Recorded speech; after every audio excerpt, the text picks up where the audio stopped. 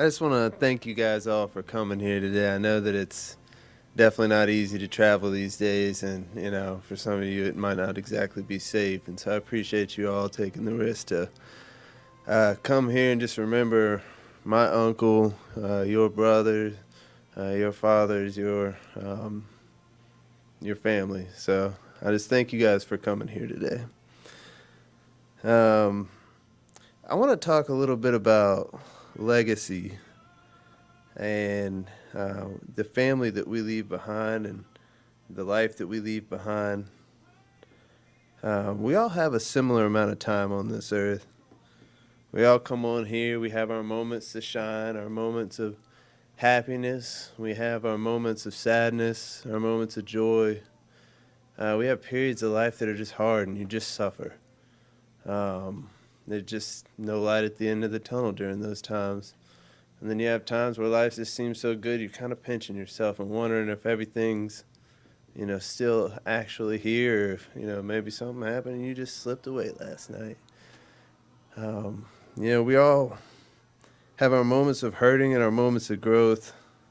And just like Ecclesiastes says, there's a time for everything. Job even says, oh, that my words were recorded, and that they were written on a scroll, and that they were inscribed with an iron tool on lead or engraved in a rock forever.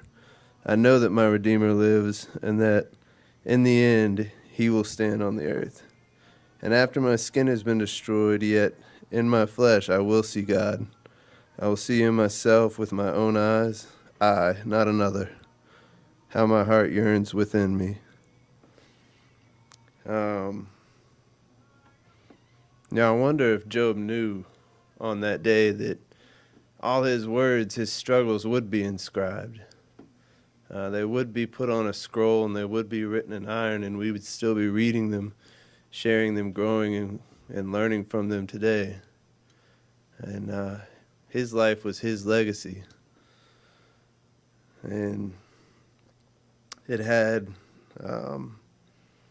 effects on people going on throughout history, even though he may not have known, and thousands of years later. It's like the butterfly effect, a flap of wings. You don't know how far your life will go.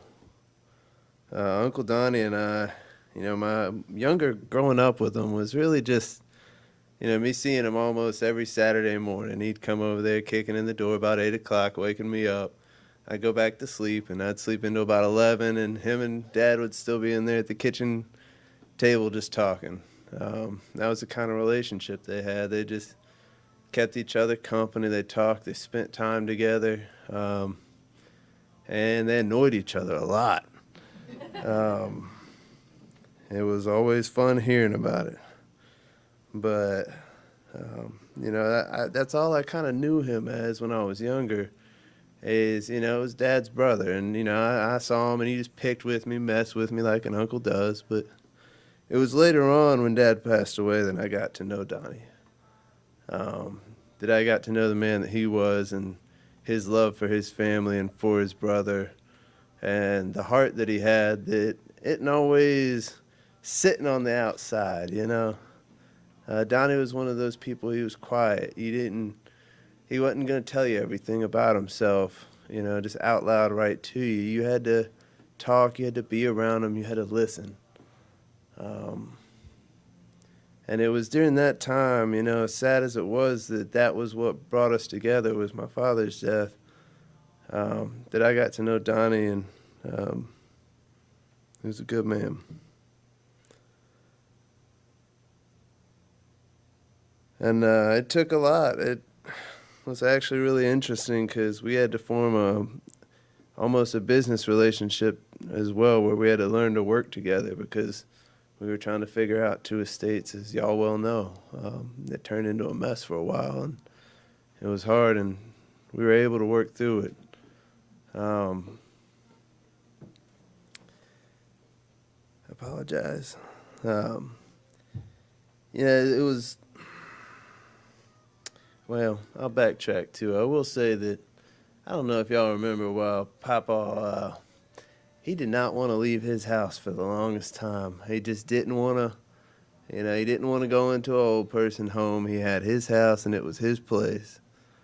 Um, I don't know that a lot of people know this, but Donnie was probably, you can give Donnie credit for most of the reason why Papa was able to stay in his house for that long, because Dad worked full time.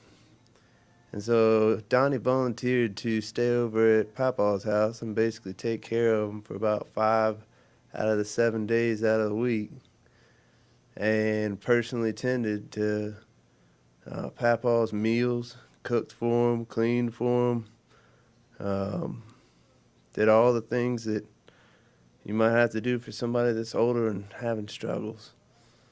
And, you know, if that doesn't say something, I don't think there's much better you can do than taking care of your parents after they've taken care of you their whole life. And I hope that just stands forth. And just like Job, it may not have known that his legacy was recorded. I don't know that Donnie knew that his legacy was recorded.